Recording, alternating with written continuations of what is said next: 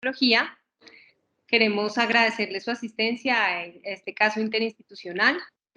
Le agradecemos a nuestro patrocinador Janssen por este espacio. Hoy contamos con la compañía del doctor Ángelo Arzuaga.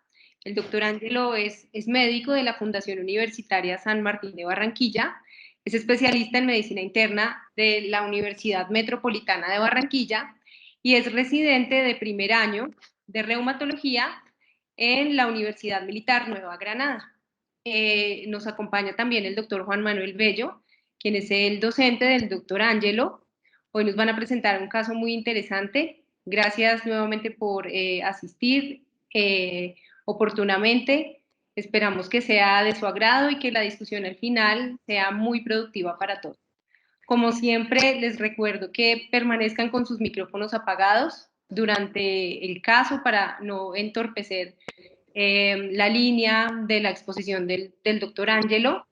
Si tienen dudas durante el caso, les agradecemos dejarlas en el chat o si quieren hablar en vivo, pueden levantar la mano o abrir su micrófono y hacer sus preguntas o sus comentarios en vivos al final del caso, que habrá pues una discusión con el doctor Ángelo y el doctor Juan Manuel Bello. Entonces los dejo en compañía del doctor Ángelo Arzuaga. Espero que sea de todo su agrado y nuevamente gracias. Muchas gracias, doctora Arredondo, por la presentación. Buenas noches y bienvenidos todos a nuestra reunión mensual. El día de hoy traemos un caso muy interesante de una mujer de 79 años de edad, procedente y residente de Bogotá, quien nos consultó el 8 de octubre refiriendo "no puedo caminar otra vez".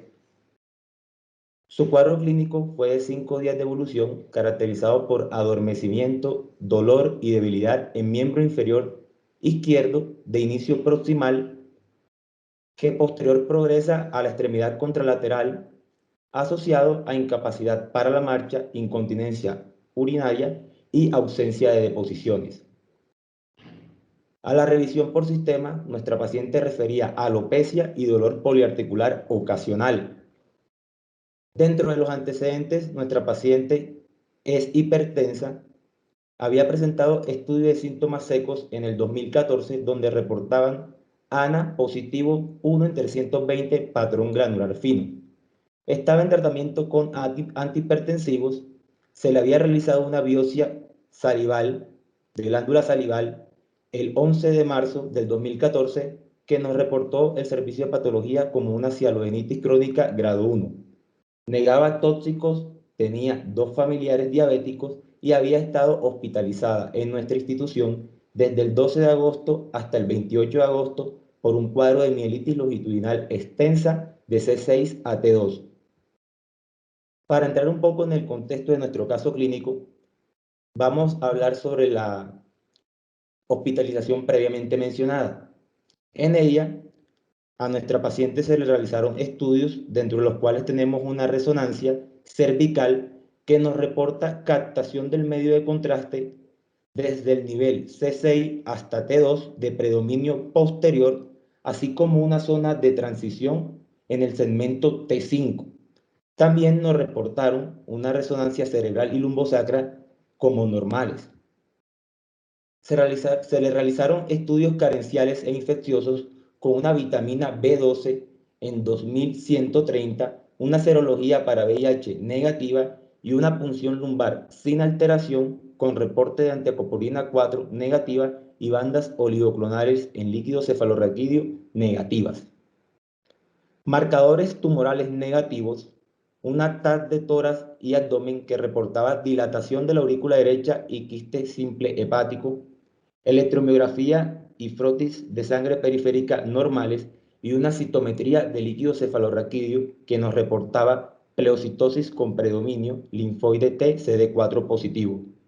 Durante dicha hospitalización fue valorada por los servicios de neurocirugía, cirugía hepatobiliar, cirugía cardiovascular y hemato-oncología, quienes consideran no pertinente continuar el seguimiento por dichos servicios de manera intrahospitalaria y deciden cerrar interconsulta y dar cita por consulta externa. También nos reportan durante dicha hospitalización unos ANA, uno en 160 patrón granular fino y unas anticardiolipina IgM positiva.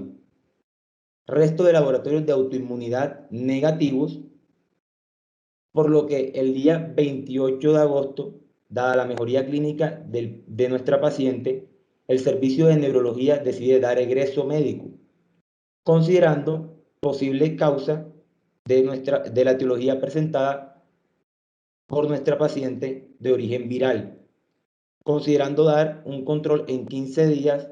Además, le da orden para reporte de una nueva estudios imagenológicos y reporte de autoinmunidad solicitada antes del egreso médico. Su manejo durante la hospitalización fue con pregabalina 75 miligramos día y pulsos de metilprednisolona de 1 gramo al día durante 5 días. En la consulta externa, el día 28 de septiembre, es valorada por el servicio de neurología, quienes encuentran una paciente con fuerza y reflejos osteotendinosos conservados, no se evidenciaba nivel sensitivo, lograba la marcha, abrió una mejoría significativa con respecto a la hospitalización previa y continuaba en tratamiento con pregabalina y rehabilitación física. Sin embargo, como lo mencionamos anteriormente, en la enfermedad actual, nuestro paciente reingresa el 8 de octubre y al examen físico evidenciamos caída difusa del cabello, presencia de globo vesical, no había dolor y no presentaba deformidad ósea. Al examen neurológico encontrábamos una paciente consciente, orientada en sus 3 esferas, pupilas sin alteración, presentaba hipoestesia a partir de T4 izquierdo y T6 derecho, la fuerza muscular y los reflejos osteotendinosos estaban conservados en miembros superiores, había disminución de la fuerza en miembro inferior derecho y abolición de los mismos en miembro inferior izquierdo. A las 24 horas de estar en observación en nuestra institución, la paciente progresa a aplejía y a reflexia. Se le realizan nuevos estudios imagenológicos evidenciando en resonancia cervical y torácica una hiperdensidad a nivel de C5 a T2 secuelar y una captación del medio de contraste desde T5 a T7 con aumento del tamaño medular.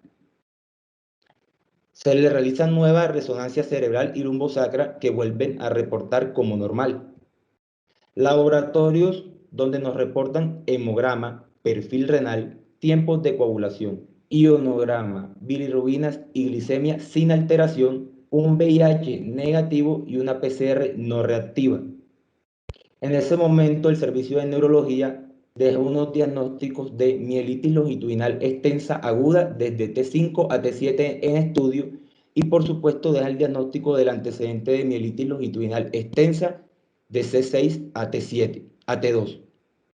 Realizan una punción lumbar el día 9 de octubre donde hay presencia de hiperproteinorraquia, GRAN negativo, BDRL no reactivo, un recuento celular con leucocitos 37, hematíes 9, segmentados 60, linfocitos 40, reacción en cadena de la polimerasa y de sensibilidad a la rifampicina no detectado y una citometría de flujo que reporta pleocitosis con predominio mielomonocítico y linfocitos T de predominio CD4 positivo sin alteraciones fenotípicas.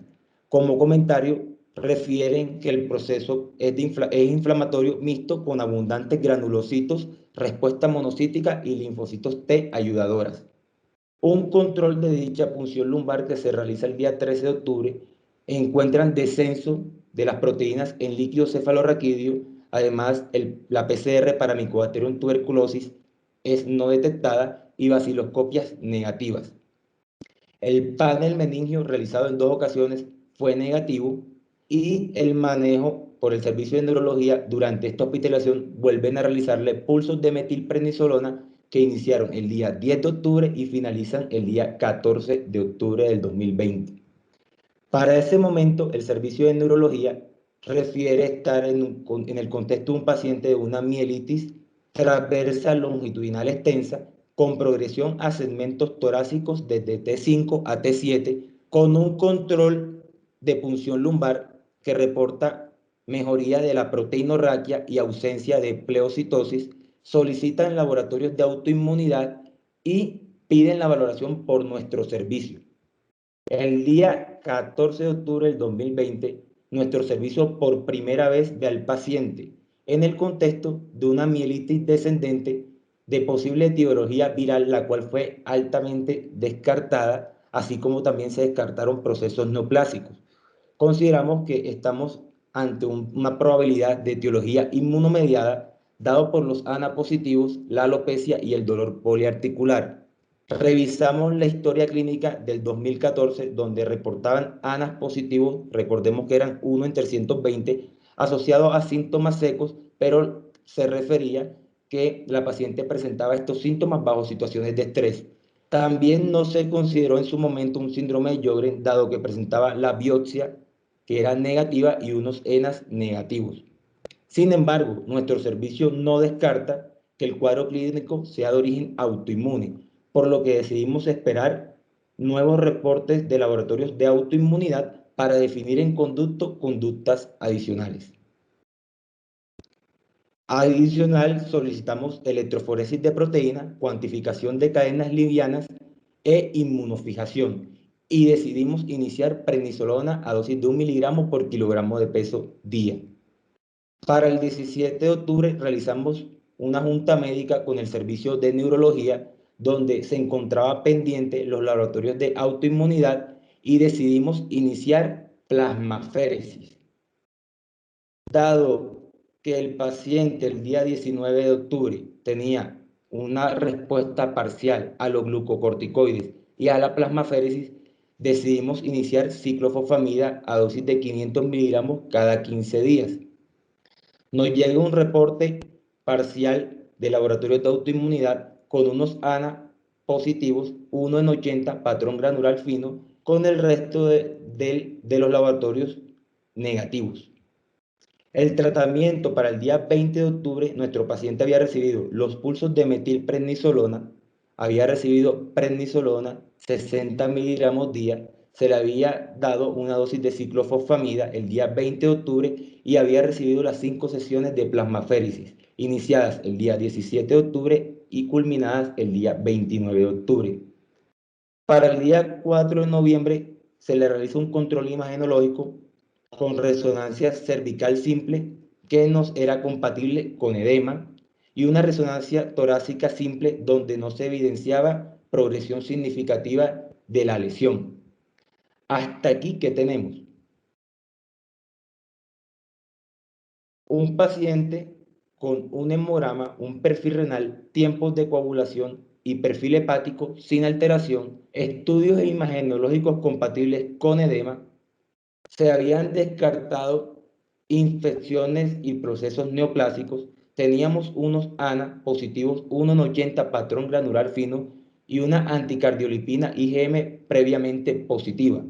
Nos llega el reporte inmunológico faltante con reporte de antiacoporina 4 positiva en líquido cefalorraquídeo y bandas oligoclonales patrón tipo 4. Por lo que nuestro servicio valora el paciente en el contexto de una mielitis transversa longitudinal extensa con respuesta parcial al tratamiento, pero resaltando que se detuvo la progresión de la lesión, donde nos llega el reporte de antiacoporina 4 positiva en líquido cefalorraquídeo para una neuromielitis óptica, por lo que ante la asociación de esta al síndrome de Sjögren decidimos realizar una nueva biopsia de glándula salival, la cual nos la reportan el día 20 de noviembre como una cialodenitis crónica atrófica grado 3, sugiriendo hallazgo de síndrome de Sjögren o cialodenitis autoinmune. Dejamos nuestros diagnósticos de mielitis longitudinal extensa aguda desde C6 a T7, nivel sensitivo T3 bilateral, producido por una neuromielitis óptica secundaria a un síndrome de Sjögren con compromiso del sistema nervioso central. Dejamos el manejo médico con prednisolona 10 miligramos al día y proponemos inicio de rituximab. Teniendo en cuenta lo interesante de este caso, haremos una revisión de las manifestaciones neurológicas del unas manifestaciones neurológicas del síndrome de Sjögren. En ella definimos una mielopatía, que es cualquier patología que afecta a la médula espinal, ya sea por trastornos primarios de la médula o una afección que afecte secundariamente a esta. Según el tiempo la podemos dividir en hiperagudo cuando es menor a 4 horas, agudo que va de 4 horas a 21 días, subagudos que va de 3 semanas a meses y crónico cuando va de meses a años. También puede ser aguda, subaguda o crónica en el contexto de las etiologías que la producen. Entre ellas tenemos las no inflamatorias, donde encontramos las isquémicas y las neoplásicas, y las inflamatorias y o desmielinizadas, donde encontramos a la esclerosis múltiple, la neuromielitis óptica, la encefalomielitis aguda diseminada, las enfermedades sistémicas, las producidas por infecciones y aquellas que son idiopáticas. Dentro de las subagudas o crónicas y crónicas tenemos las neoplásicas y las no neoplásicas. Dentro de estas últimas tenemos las metabólicas, las autoinmunes, las producidas por procesos paraneoplásicos o en aquellos pacientes que previamente han estado expuestos a radiaciones. Para el abordaje de este paciente debemos tener ciertas prioridades. La primera es descartar proceso compresivo y para ello realizamos una resonancia magnética contrastada en las primeras 4 horas. Descartado este proceso, debemos definir la presencia de inflamación en la médula espinal. Para ello, hacemos la punción lumbar con la finalidad de objetivizar pleocitosis o la hiperproteinorraquia. Posterior a esto, tenemos que definir la extensión del proceso desmielinizante y asimismo realizar resonancia cerebral y potenciales visuales de evocado para realizar los diagnósticos diferenciales. Dentro de la mielopatía tenemos a la mielitis transversa, que es una enfermedad inflamatoria desmielinizante, que puede ser aguda, subaguda o crónica. Generalmente está en ausencia de enfermedad neurológica previa y compromete al sistema motor, sensitivo y autónomo. En el año 2002, el Colegio Americano de Neurología propone unos criterios para la mielitis transversa aguda, definiéndola como la difusión motora, sensitiva y autonómica atribuible a la médula espinal, la cual debe tener unos síntomas bilaterales, no necesariamente simétricos, pero sí un nivel sensitivo claro establecido. Se debe objetivizar la presencia de la inflamación medular, dado ya sea por la presencia de pleocitosis, la hiperproteinorraquia o la hipercaptación de gadolinio. La progresión de la misma debe estar entre las 4 horas y los 21 días y se debe descartar cualquier causa compresiva. También nos define según la extensión en limitada cuando afecta uno o dos segmentos y extensa cuando afecta 3 o más segmentos. Esto de si es limitada o extensa nos va a esclarecer un poco hacia la etiología y los diagnósticos diferenciales, donde encontraremos a la esclerosis múltiple, a la neuromielitis óptica, el lupus eritematoso sistémico, el síndrome de Sjögren, la sarcoidosis y aquellas producidas por procesos infecciosos. Hay unos patrones que nos pueden hacer pensar en una patología u otra, como es en el caso de nuestra paciente que presentó un patrón central, en donde encontramos a los trastornos del espectro de la neuromielitis óptica. También podemos encontrar enfermedades inflamatorias sistémicas o las producidas por infecciones. Cuando el patrón es periférico y de segmento corto, debemos pensar en esclerosis múltiple, y cuando el patrón es centrípeto, podemos pensar en una sarcoidosis. Si el patrón afecta a la sustancia gris central, debemos sospechar compresiones o la presencia de infarto. Cuando es de la columna dorsal, pensar en deficiencias de vitamina B12, procesos paraneoplásicos y también algunos procesos autoinmunes. Y cuando es de los cuernos anteriores, pensar en infarto o en infecciones virales. Como lo mencionamos anteriormente, dentro de las patologías que producen a la mielitis transversa tenemos a la neuromielitis óptica, que es un proceso inflamatorio autoinmune que puede afectar a la médula espinal, y también puede haber la presencia de neuritis óptica en el contexto de un paciente con entacopolina 4 positiva. La edad media de presentación es alrededor de la cuarta década de la vida, con una relación 9/1 mujeres sobre hombres. Las recaídas son muy frecuentes y dadas las mismas, la recuperación casi siempre es incompleta. En el 2006, el Colegio Americano de Neurología propone unos criterios diagnósticos para la neuromielitis óptica y la definen como la presencia de mielitis aguda o neuritis óptica, acompañado de la presencia de lesiones contiguas en la resonancia magnética que afecten más de 3 segmentos. Y esta no debe tener criterios de esclerosis múltiple en el contexto de un paciente con anticobrina 4 positiva. Cuando esta patología se asocia con enfermedades autoinmunes, la encasillamos como los trastornos del espectro de la neuromielitis óptica, la cual puede afectar a cualquier grupo etario, pero la edad media de presentación es hacia la cuarta década. Es más frecuente en afrodescendientes. Cuando hay presencia de antiacopolina 4, el 50% de ellos habrá una recurrencia en el primer año. Los ataques de severidad van de moderado a grave. La recuperación usualmente es incompleta. La presencia de antiacopolina 4 es positiva solo en el 52% de los casos, con una sensibilidad mayor al 70% y una especificidad mayor al 90%. La coexistencia con autoinmunidad es alrededor del 40% de los casos y cuando la antiacopolina 4 es negativa, puede haber positividad de la antiglucoproteína oligodendrocítica de mielocitos en el 20% de los casos. En el 2015, el grupo del Colegio Americano de Neurología propone unos criterios diagnósticos, ya sea con aquaporina 4 positiva o antiacopolina 4 negativa. Para la parte positiva debe tener por lo menos una característica principal, ya sea una neuritis óptica, una mielitis aguda, un síndrome de área postrema, un síndrome troncoencefálico agudo, presencia de narcolepsia sintomática o síndrome cerebral sintomático, acompañado de la prueba de antiacopolina 4 positiva y haber excluido diagnósticos alternativos. Cuando la antiacopolina 4 es negativa, debe tener por lo menos dos características principales en donde una de ellas sea o la neuritis óptica o la mielitis transversa longitudinal extensa o el síndrome de área postrema.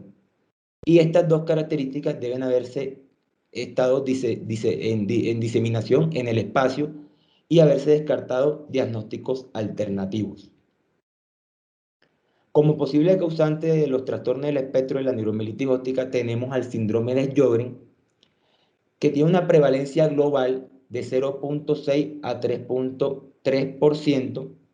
En Colombia, por diferentes estudios, la prevalencia va de 0.08 a 0.12% y las manifestaciones extraglandulares pueden estar en un 10% de estos casos, de los cuales solo un 2% afecta el sistema nervioso central. Por ello, la mayoría de estudios que hacen referencia a este tipo de trastornos son con una población muy disminuida. Las manifestaciones neurológicas pueden tener tres dominios: la afectación del sistema nervioso periférico, las del sistema nervioso autónomo y las de nuestro caso, que es la afectación del sistema nervioso central, en los cuales puede estar comprometido desde un 2 a un 25% y manifestarse como trastornos del espectro de la neuromielitis óptica, síndromes similares a la esclerosis múltiple, síndrome similar a la esclerosis lateral amiotrófica o como un evento cerebrovascular. En este estudio retrospectivo publicado en el 2004 por la doctora Sophie Delande, quería observar las manifestaciones neurológicas que presentaban los pacientes con síndrome de Sjögren y si se presentaban antes o se presentaban después. Y ella evidenció que las manifestaciones neurológicas precedían al inicio de los síntomas secos en un 57% y en la edad media de presentación de los mismos fue hacia los 53 años.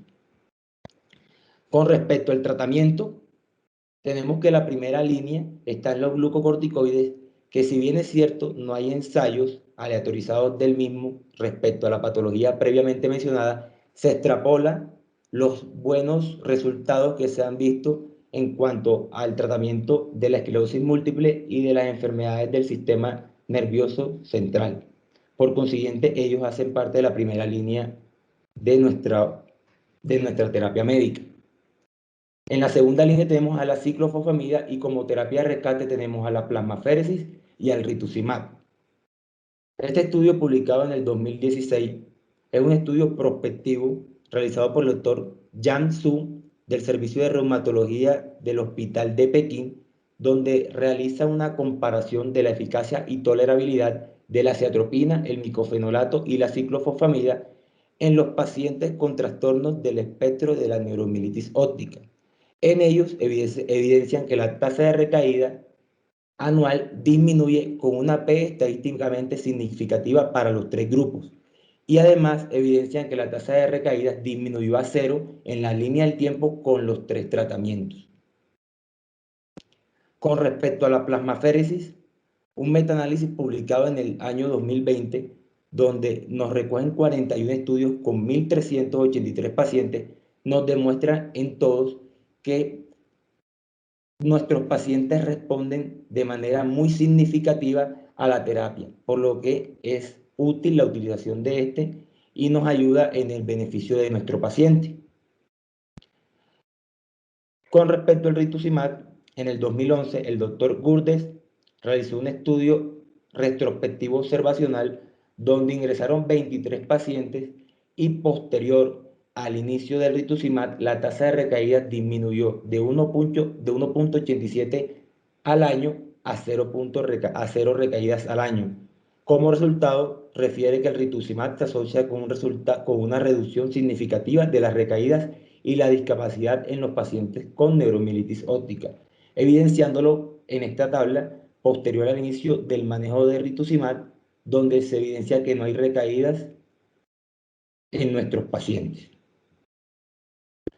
Ya para concluir, quiero dejar estos dos mensajes. El primero, referente con la primera resonancia, en donde la que la realizaron el 8 de octubre, donde encontramos la hipercaptación desde C5 hasta T7 con un aumento del tamaño medular, en comparación con esta otra, la cual fue realizada un día previo a su egreso, en el cual había recibido ya 2 dosis de rituximab, donde podemos ver una mejoría del edema y disminución del tamaño de la médula. Por consiguiente, al ver estas imágenes y ver cómo el paciente mejora con la terapia médica, es importante hacer el diagnóstico del mismo. Asimismo, esta imagen de la biopsia de glándula salival reportada el 11 de marzo del 2014 por el Servicio de Patología como una cialogenitis crónica grado 1, que si bien es cierto, en su momento no estaba mal reportada, recordemos que los criterios de lectura cambiaron para el año 2016, por lo que para este espacio académico se solicitó una nueva relectura de las muestras, donde se evidenció el acúmulo linfocitario en ambos focos mayor a 50, acompañado de un estroma de glándulas salivales de morfología normal. Realizamos el score de lectura, el score de foco, que nos dio un punto para un diagnóstico compatible con cialogenitis autoinmune sugestiva de síndrome de Sjögren. Por esto, el mensaje final, quiero decirles que la medicina es evolutiva, los conceptos pueden variar con el tiempo y nuestro criterio clínico debe primar por encima de lo que se evidencia en los laboratorios, como fue en este caso por el servicio de reumatología. Siempre pensar en el diagnóstico para así poderle dar a nuestro paciente un tratamiento de manera oportuna y evitar desenlaces catastróficos. Dar agradecimiento a todos los servicios que intervinieron y aportaron conocimiento, y en especial a mi grupo docente por el apoyo y por darme la oportunidad de presentarle este caso a ustedes. Muchas gracias.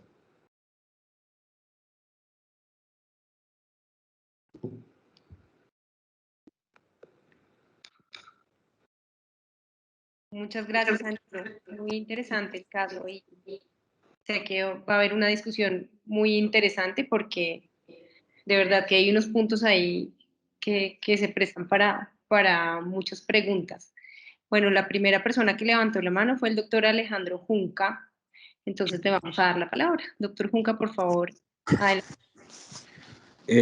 Sí, muchas gracias. Buenas noches a todos. Buenas noches, doctor. Tengo como muchas dudas sobre la presentación del caso y el enfoque diagnóstico. Me llama mucho la atención que fuera como el síndrome de Sjögren, partiendo como de nada sintomático el paciente, como la búsqueda principal de la etiología de la mielitis longitudinal. El término además transversa longitudinal no me queda claro, pero pues es claramente una mielitis longitudinal. Entonces, cuando uno tiene un paciente con una mielitis longitudinal, entre muchas otras cosas, se va a buscar una patología como la enfermedad de Vick o la neuromielitis óptica, ¿cierto? Y en ese orden de ideas, si le salen unos anticuerpos antiacuaporina 4, pues uno creería que es una enfermedad de Vick. Ahora, llevarlo a términos del síndrome de Sjögren sin síntomas secos, como el doctor muy bien lo contó, podría ser interesante porque hay un grupo de pacientes que los síntomas neurológicos anteceden.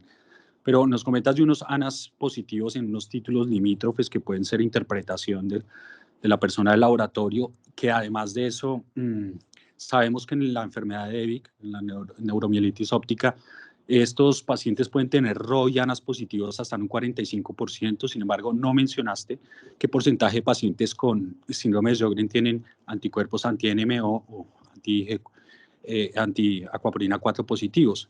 Entonces le va a uno como quedando la duda de dónde se siembra la duda diagnóstica de pensar que un paciente con mielitis longitudinal tenga más un síndrome de Sjögren que una enfermedad de Vick.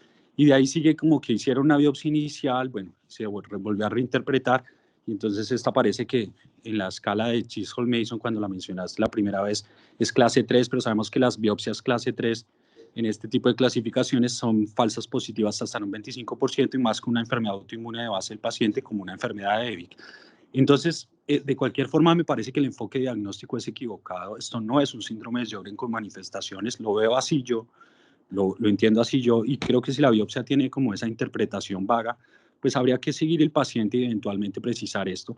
Pero el diagnóstico del paciente es una enfermedad de Vick. Entonces, ahí me quedan muchas dudas de la interpretación y cómo estamos teniendo como un diagnóstico más aparente y nos vamos a buscar una etiología que eventualmente no es tan clara y seguimos como revolviendo ahí hasta que nos dé como la idea de lo que nosotros estamos pensando. Entonces hago como esas precisiones, a ver, no sé qué piensen nuestros colegas y los compañeros, pero a mí me parece que no es no es el enfoque diagnóstico y no es así, digamos, el diagnóstico preciso del paciente.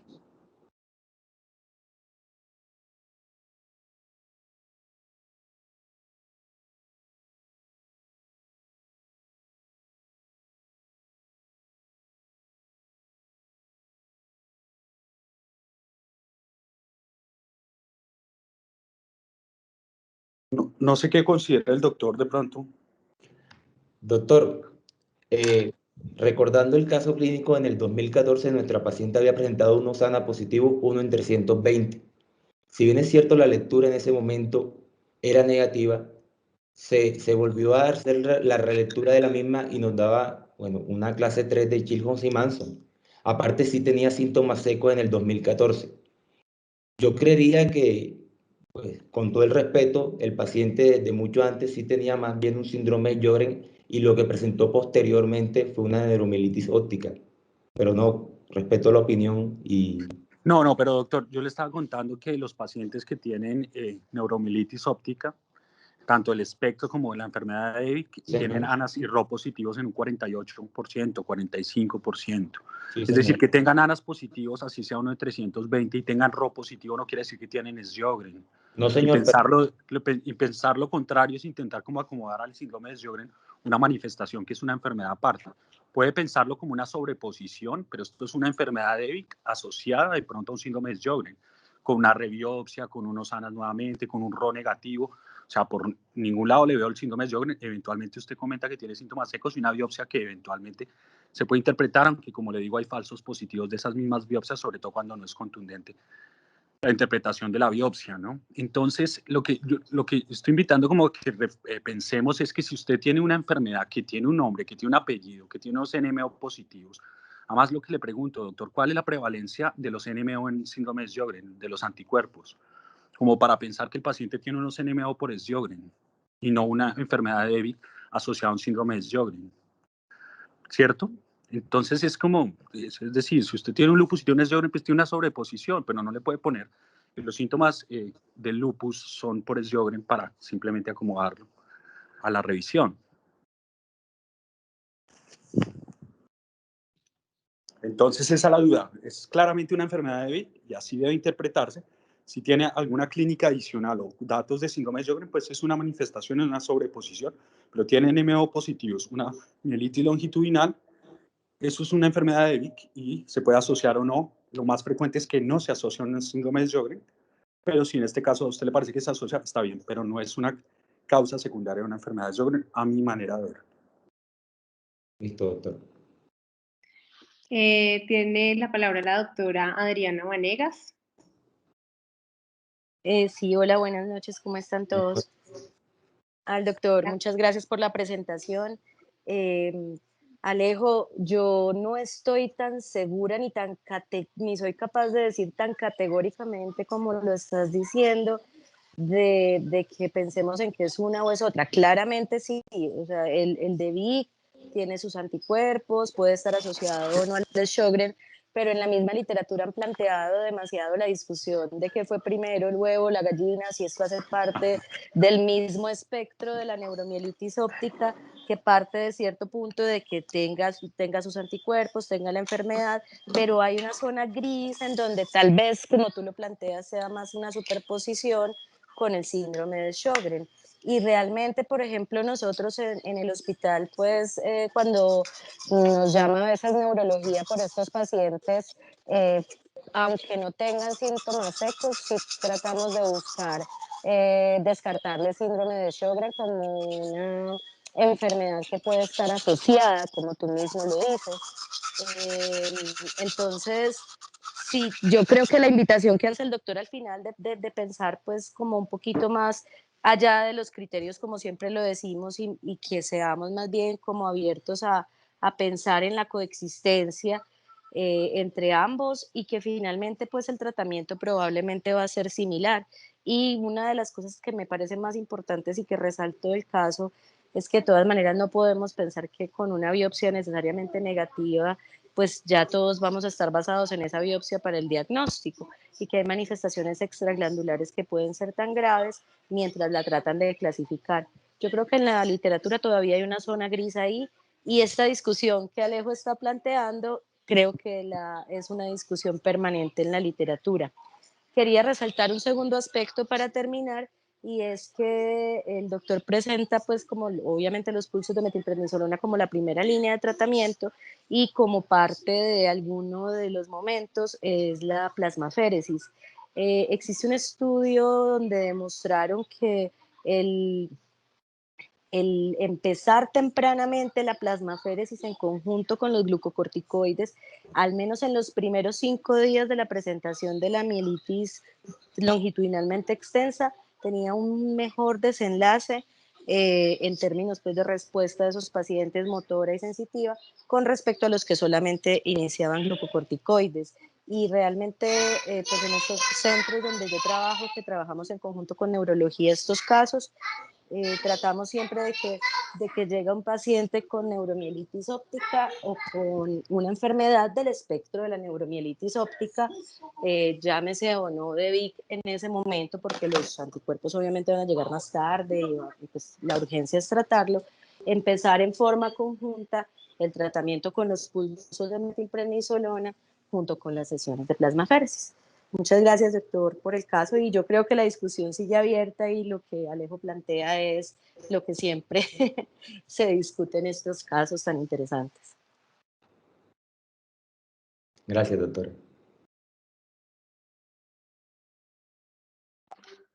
Ángelo, hay dos preguntas en el chat. El doctor Jimmy Medina pregunta que si le haces una aclaración, si tenía el antirro positivo. No, el antirro era negativo. Perfecto. La doctora Gloria Vázquez hace un comentario, dice que hace parte del espectro de la neuromielitis. Y el doctor Alejandro Giraldo pregunta, ¿realizaron pruebas objetivas para evaluar el síndrome seco, test de Schirmer, producción de saliva? La paciente estuvo hospitalizada en nuestra institución y sí se le hicieron, pero en el 2014. Posterior pues a todo lo que presentó el paciente en el momento, durante la hospitalización no, pero posterior al egreso médico sí se realizaron unas. Se le realizó el test de Sherwin, el cual sí dio positivo.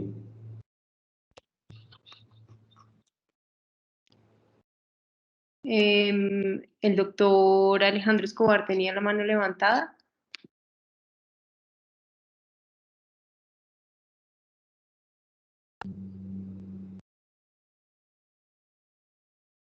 ¿Me escuchan? Perdón. Sí, señor. Buenas noches, mi nombre es Alejandro Escobar. En pos de la discusión que plantea Alejo Junca, yo estoy muy en relación con lo que dice la doctora Adriana, y es que es muy difícil, y esta es la discusión completa en todas las instituciones hospitalarias, de qué fue primero. Y como usted, Alejo, pues también lo dice, que las neuromielitis ópticas pueden ir con ANAS y con anti-RO, ocurre también lo opuesto, que el síndrome de Sjögren puede ir también con anticuerpos antiacuaporina, ¿sí? Entonces, perfectamente puede ser por el otro lado por donde se lo coja, o en contravía, digamos, pues pienso yo para explicarlo en el ambiente académico. Entonces, yo creo que es muy difícil poderlo diferenciar, Alejo, y más que todo cuando sabemos que en Chinson y Mason perfectamente ya lo han cambiado, pero ellos le hicieron un focus score, el focus score, con una glándula de buena calidad, no tenía atrofia, no tenía fibrosis, tenía un focus score de 1, eso creo que da más valida más para un probable un síndrome de Sjögren, más que el Chinson y Mason que fue la actividad que hicieron acá. Entonces yo creo que es muy difícil poder diferenciar desde dónde salió hasta dónde llegó y qué va, porque también usted lo dice, el síndrome de Sjögren puede ir con antiacuaporina. Entonces, esas son las zonas grises que se discuten en todas las instituciones y que, como yo lo veo en la institución donde yo trabajo, termina siendo un manejo de una junta con el servicio de neurología apuntándole un medicamento que pueda beneficiar a ambas patologías. Eso es lo que uno ve. Y muy en relación también con lo que dice la doctora Adriana, es importantísimo cuando vemos estas mielitis por enfermedades autoinmunes, digamos, esta paciente que hizo un componente de pérdida de reflejos y de componente de esfínteres, que es de muy mal pronóstico. Eso es de muy mal pronóstico. Entonces, a veces uno se queda o toca esperar todos estos estudios infecciosos virales para poder dar unos pulsos, porque ese es el problema, cuando esto puede ser secundario a un proceso infeccioso. Entonces, es estar encima de estos pacientes, de estos signos de mal pronóstico porque se asocia con morbilidad y gran mortalidad también. Entonces es importante eso, pero Alejo, yo creo que es muy difícil ser tan radical, decir que esto es solo una neuromielitis óptica desde mi punto de vista, y respeto todo la discusión académica, porque igual, usted también lo ha dicho, el síndrome de Sjögren tiene acuaporina. Hay un 30% de pacientes que debutan con síntomas extraglandulares y no han desarrollado síntomas secos y tienen un síndrome de Sjögren, y esto se puede documentar. Entonces es completamente abierta la discusión, pero yo creo que yo no sería tan radical de descartarlo completamente, Alejo. Gracias. Ángelo, ¿tienes alguna réplica o le damos la palabra al doctor Junca? No, no hay ningún problema. Que el doctor Junca, por favor, exprese. Bueno, miren, bueno, primero lo del doctor Ángelo, al principio entendí que no tenía síntomas secos, y voy a lo mismo que mencionaba hace un momento. Yo no estoy tan claro porque primero no tiene RO positivo. Me parece que las enfermedades autoinmunes con una carga tan grande como un síndrome de Sjögren, sabemos la prevalencia de los ANAS y de los RO positivos en estas enfermedades, pero pues que no tenga RO positivo, que la primera biopsia sea negativa, ¿cierto? Primero, ahí como que ya le queda a uno la duda diagnóstica. Y al fin sí tenía Schirmer positivo y bueno, estas cosas que le dan la duda, pero lo que yo quiero decir que me parece muy importante para las personas que se están formando y para nosotros mismos, es que yo no estoy diciendo de alguna manera radical, y comparto mucho lo que dice Alejo y lo que dice Adri, yo no estoy diciendo de ninguna manera radical que la paciente no pueda tener un síndrome de Sjögren, no creo, pero bueno, o de pronto sí lo tiene, pero lo que quiero decir es que, y no sé si qué fue primero, si la gallina o el pollo o estas cosas, pero lo que sí quiero decir es que me parece que son patologías que deben diagnosticarse de manera diferente y no acomodarlo, porque el diagnóstico en este caso fue acomodado, pero de cualquier forma, lo digo con todo respeto además, porque a mí me pasa también, yo sigo pidiendo citrulinas porque el paciente tiene una R simétrica, entonces quiero que la próxima vez de pronto sí me salgan positivas, pero lo que yo quiero decirles con este caso es que hay literatura muy específica sobre cómo se debe tratar, como lo dijo Adri hace un momento, de bolos de metilprednisolona, 1 gramo 3 a 5 días, obviamente plasmaféresis de alto flujo, y tenemos estudios tan claros como rituximab, con pacientes que utilizan rituximab cada 6 meses, porque claramente mejoran el pronóstico en estos pacientes, a la diferencia de azatioprina y otros medicamentos que se han utilizado. Entonces, uno no le pone el nombre adecuado a la enfermedad, puede caer en el error de tratarlo como un Sjögren con manifestaciones neurológicas. Pero si uno sabe que esto es un DEBIC, y para el DEBIC ya hay medicamentos, ya hay estudios con medicamentos, pues lo trata como un DEBIC asociado a un Sjögren, pero no lo trata como si fuera un compromiso neurológico, porque cabe en un saco mucho más grande que puede hacer que uno no tome las decisiones adecuadas. Entonces, lo que yo quiero concluir para no caer más como en esto, es decir, que a mí me parece que si bien puede tener las dos patologías, lo que es más importante decir es que este paciente tiene una neuromielitis óptica, que si tiene NMO y una mielitis longitudinal, es claramente un DEBIC, y si es una consecuencia o un epifenómeno del Sjögren o es una asociación, una superposición, pues hay que tratarlo como un DEBIC más allá de todo. Y es muy importante porque ya hay estudios para la patología. Entonces, a eso voy con la discusión.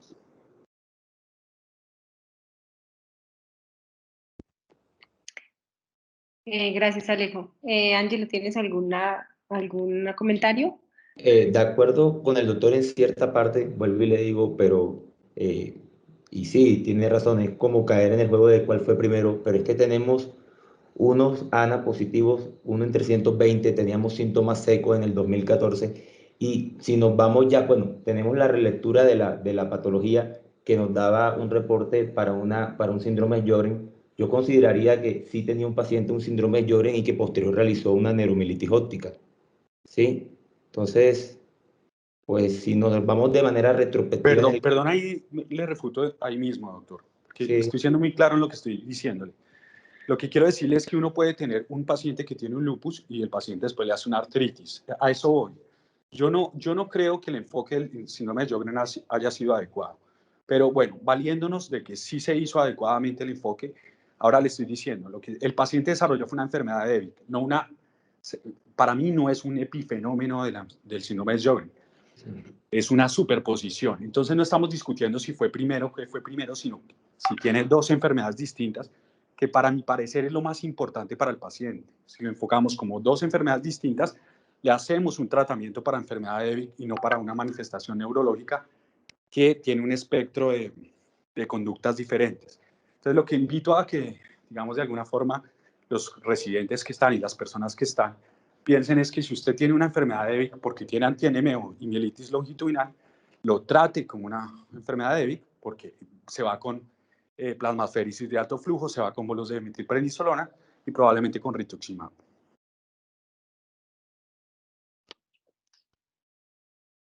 Gracias, Alejo. La doctora Adriana Vanegas quiere intervenir y luego habla el doctor Ballesteros. Aquí sí soy pues como del lado de ponerme de que si tienen los anticuerpos antiacoporina, claramente hay que ponerle rituximab, con o sin síndrome secos, con o sin los anticuerpos de Sjögren. Tal vez si uno pensara como en una manifestación extraglandular de Sjögren, aparte como llámese otro tipo pues de compromiso neurológico, una neuropatía periférica y de otro tipo, de pronto le pondría ciclofosfamida y habría quien de pronto a ese paciente también le podría poner ciclofosfamida. Yo creo que azatioprina y otros inmunosupresores como menos de menor potencia, por así decirlo, no lo tendríamos tanto en el escenario.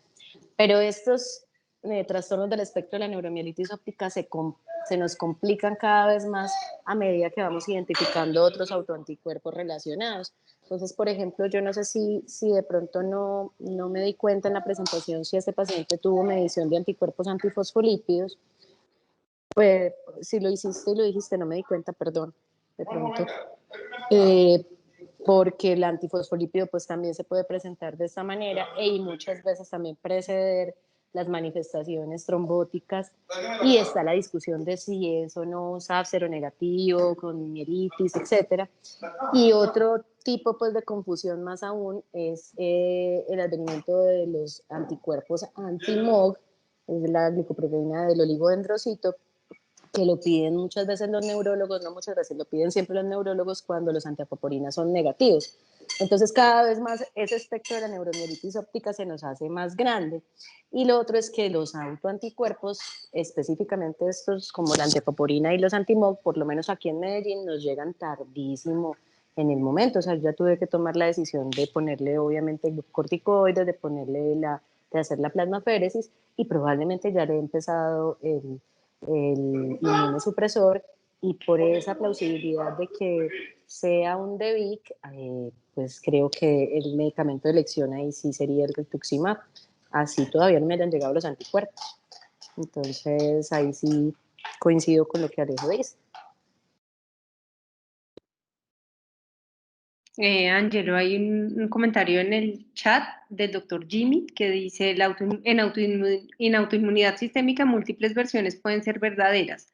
Lo bello de esta especialidad para los residentes nuevos y colegas nuevos es que hay aún mucha arte más que protocolos científicamente establecidos. Vamos a darle la palabra al doctor Jesús Ballesteros. Giovanni, por favor, abre tu micrófono. Muy buenas noches a todos y muchísimas gracias. Angelo, antes de hacer un comentario, ¿puedes hacerle referencia a la doctora Adriana sobre los anticuerpos antifosfolípidos? Sí, doctor, el paciente era negativo, los antifosfolípidos eran negativos, tenía una anticardiolipina IgM Gracias. positivamente. No, agradezco pues la discusión y por supuesto completamente respetable el punto de vista de Alejandro.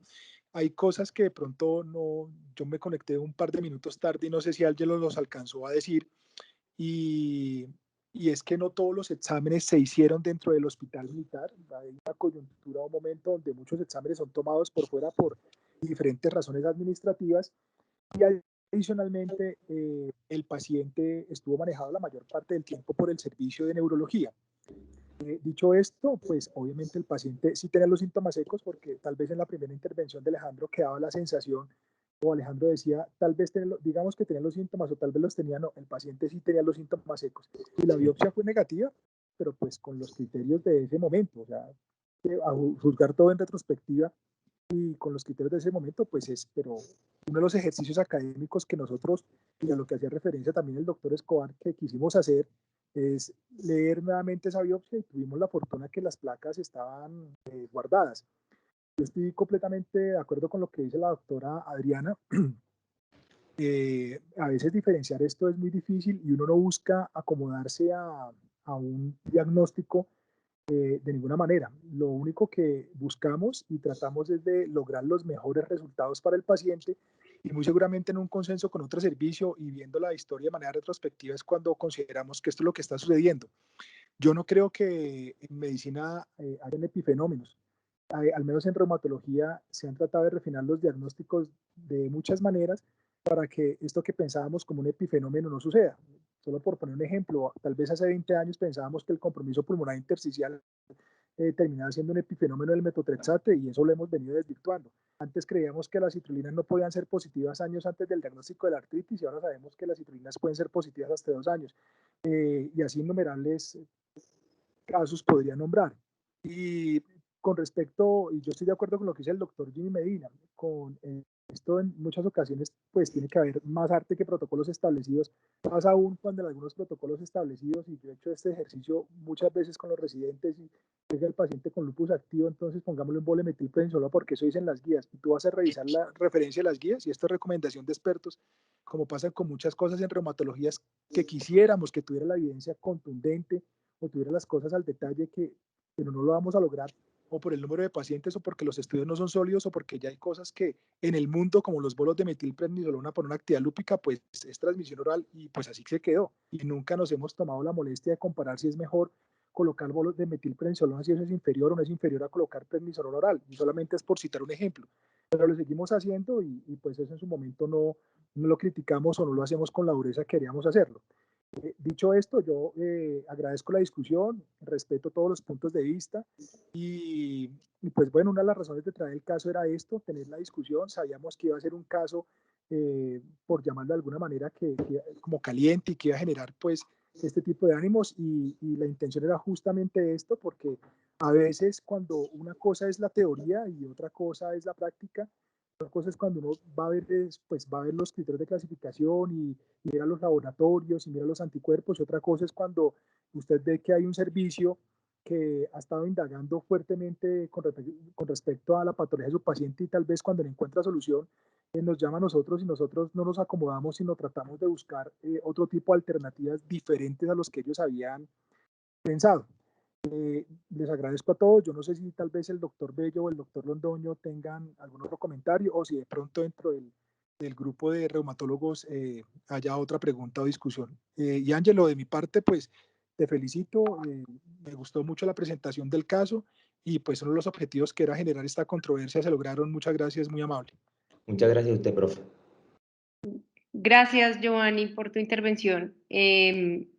La doctora Adriana Vanegas hace un comentario y dice: la reumatología es de detalles, de arte y tiempo dependiente. El doctor John Londoño está levantando la mano. Doctor, por favor, adelante. Gracias, Adriana. Yo creo, la discusión, sabíamos que este caso iba a generar mucha discusión y creo que eso es lo importante. Creo que de pronto dentro de la descripción que hizo Ángelo no se marcan, yo diría que 3 tiempos.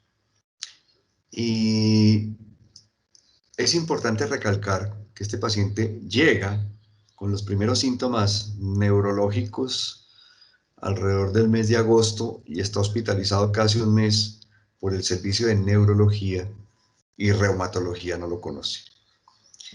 Y ahí es donde está, creo que todo esto es lo que tenemos que recalcar, por lo menos en una institución, y quiero ponerlo así, en una institución de 4º nivel donde supuestamente se maneja de manera interdisciplinaria el paciente. Esta señora llega con unos síntomas neurológicos, la recibe en neurología, la tiene por un mes, le hacen múltiples abordajes diagnósticos desde el punto de vista de la especialidad. Finalmente, después del mes, dicen, ellos le pidieron exámenes de inmunología que resultaron negativos. Creo que faltó un poquito de abordaje en esa primera hospitalización de semiología, de arte, de sospecha, de malicia reumatológica. Se centraron solo en lo neurológico, pensando de que es una enfermedad viral que ha producido una inflamación, le ponen metilprednisolona y la mandan para la casa. La metilprednisolona produjo lo que tenía que producir, quitó la inflamación y la señora mejora, y es un mes después que la ven ellos, dicen está perfecta, esta señora recuperó el déficit neurológico, y evidentemente pues da la sensación en esa primera hospitalización que era una enfermedad viral, una cosa aguda, que produjo inflamación, que no tenía evidencia inmunológica en ese momento, y la ven y se recupera la señora. Ese es el primer espacio. El segundo espacio es que después de esa mejoría llega un mes más tarde y llega, digámoslo para resumir, llega parapléjica. Y entonces es donde dicen, no, parece que no funcionó ese diagnóstico inicial de neurología, y es donde llaman a reumatología. Y reumatología, dentro de ese abordaje que hace, se remonta a buscar en la historia antigua y encuentra que por allá 3 años antes de, no 3 años, no más, 6 años antes de esa hospitalización del año pasado de agosto, había tenido una aproximación reumatológica con unos síntomas secos. Fue remitida a reumatología por unos síntomas secos. En esa época le hacen una biopsia y unos SANAS, creo que los SANAS estaban en borderline, y la biopsia fue clasificada como grado 1.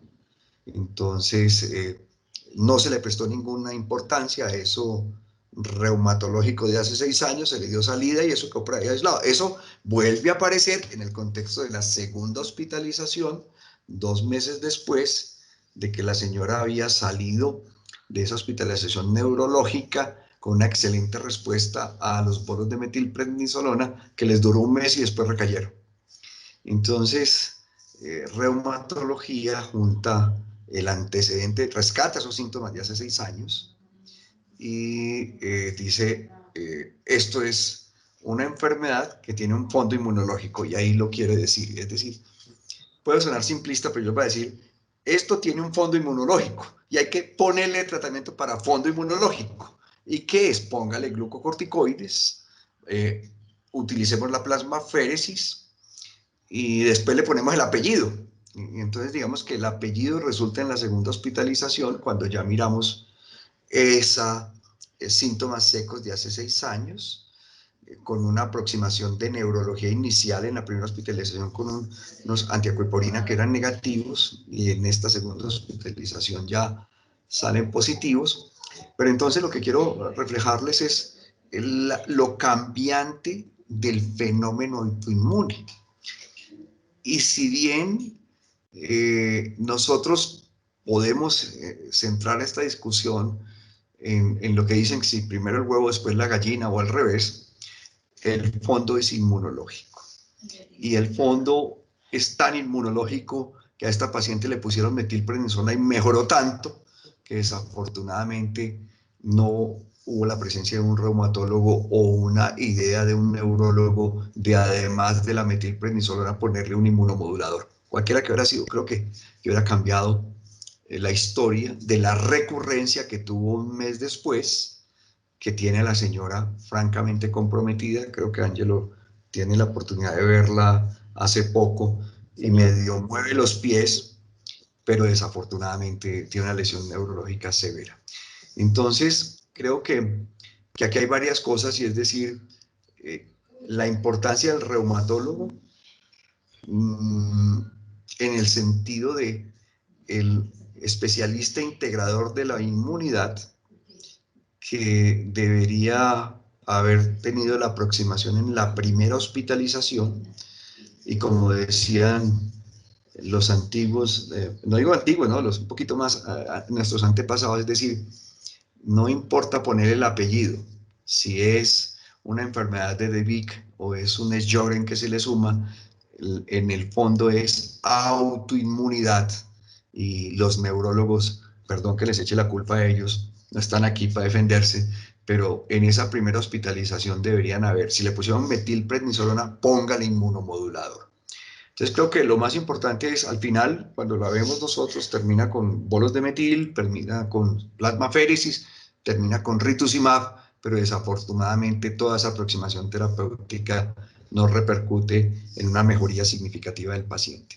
Yo creo que les transmitiría, es decir, la autoinmunidad, pongámosle el diagnóstico y el tratamiento a la autoinmunidad, y después le ponemos el apellido.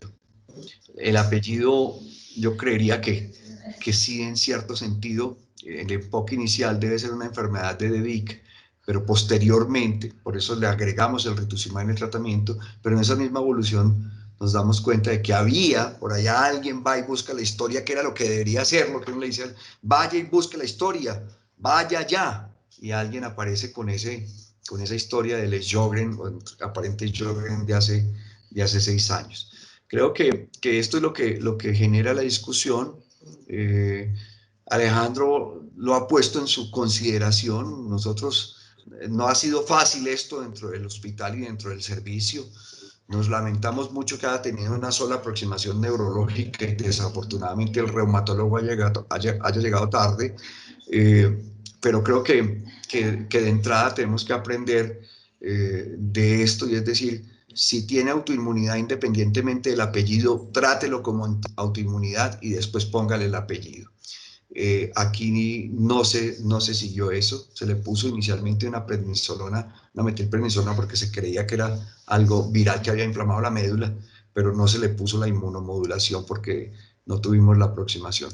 Creo que esto nos enseña, pues, vuelvo y digo, es un hospital nivel 4, donde supuestamente están todas las especialidades, donde todos hablamos, donde nos cruzamos en los pasillos, y sin embargo llegamos tarde.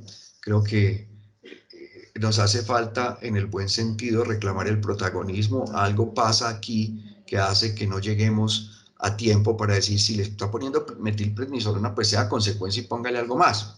Entonces creo que la discusión está creada, no ha sido un caso fácil, ha sido muy difícil. Dentro de nuestro grupo se ha generado esta misma discusión, Pero finalmente lo que me deja a mí de aprendizaje este caso es que tenemos que tener más protagonismo como reumatólogos y no sé cómo hacernos notar más en las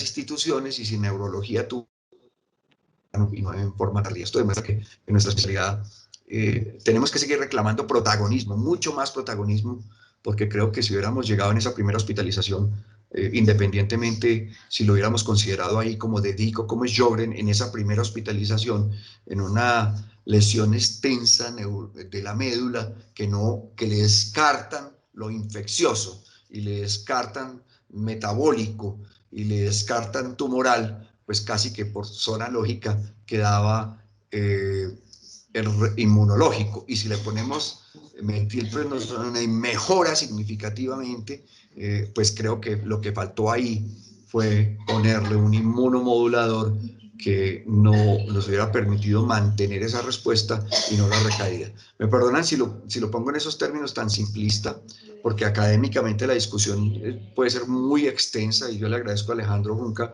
por ponerlo así, en ese punto de vista como él lo ve, pero creo que lo que nos queda aquí como enseñanza, y es nuestra mea culpa en el servicio, y todo lo hemos reconocido, es por qué no fuimos más protagonistas, y no por qué no nos llamaron. Entonces la idea final que yo quiero dejarles es, esto es inmunológico y hay que ponerle tratamiento inmunológico y después le ponemos el apellido. Perdón que sea tan simplista. Muchas gracias por permitirme intervenir en este caso. Gracias, profe. Muchas gracias, doctor. Doctor Bello, adelante, por favor. Buenas noches a todos. Gracias por la oportunidad para hablar y pues la idea es que muchas de las cosas que expresó el doctor Londoño y el doctor Ballesteros fue como ese contexto que a veces por fines de la presentación, para no hacerse tan extensa, y que en el diario convivir de los pacientes se presenta, y es que este caso fue una solicitud de valoración de neurología ante la evolución que ellos no les cuadraba para lo que ellos normalmente ven de un DEVIC. Entonces, en el ejercicio profesional de la especialidad de neurología, al ver, como lo mencionaron los que me antecedieron, no había una respuesta clínica favorable, quisieron saber desde el punto de vista de reumatología si se debía a otra cosa. Desde un momento no fue tan sencillo como uno lo plantea en la presentación, como les dije, por el ánimo del tiempo, obviamente, pero las circunstancias fueron así. La otra cuestión es que siempre va a haber un problema entre el vaso está medio lleno o el vaso está medio vacío. El huevo, la gallina, el pollo y cualquier especie animal, vegetal que uno lo quiera plantear, va a generar muchísima discusión. Y como dijo Giovanni, esa era la idea, porque dentro del servicio también generó muchos interrogantes alrededor, porque nosotros tenemos tanta información como decía Alejandro, para acomodar el diagnóstico, aunque no estoy tan de acuerdo con eso, o también para rechazarlo. Afortunadamente, la autoinmunidad nosotros la entendemos, la clasificamos y la podemos usar entre los pacientes, pero las enfermedades hacen realmente lo que ellas creen. Y de pronto más adelante tiene el curso de un DEVIC y terminamos decidiendo que era un DEVIC, o termina manifestando otras características clínicas que terminen diciendo que era un Sjögren. Las clasificaciones somos de nosotros, pero las enfermedades hacen lo que ellas creen dentro de su curso biológico. Entonces, pues, nuestra idea era presentar este caso, que nos pareció muy, muy interesante, y compartir a ustedes eso que se nos presentó al desarrollo de este caso, y que como les dije, no, si todo fuera blanco y negro, pues sencillamente un software daría los diagnósticos de acuerdo a las probabilidades de los diagnósticos, y que asimismo como el RO era negativo, la predictibilidad de la biopsia también puede medir la predictibilidad del RO. Entonces, hay formas de discutir 10.000 veces el mismo caso, pero creo que a veces el mismo tiempo nos terminará de decir si estamos en lo correcto o si habría que considerar otra cosa.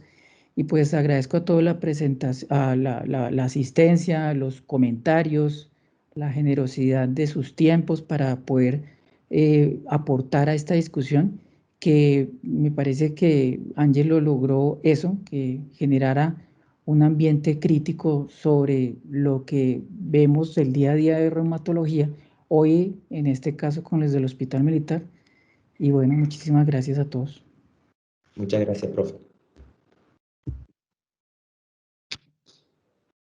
Bueno, muchas gracias a todos por la asistencia. Muchas gracias, Ángelo, y a todo el servicio del Hospital Militar Central por el caso, por la discusión. Creo que el objetivo se cumplió. Muy nutrida, aprendimos mucho. Te felicito. Buena noche para todos y muchas gracias. Nos vemos en un mes.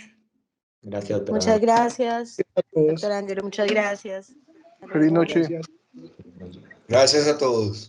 Muchas gracias. Feliz noche a todos. Gracias. Gracias.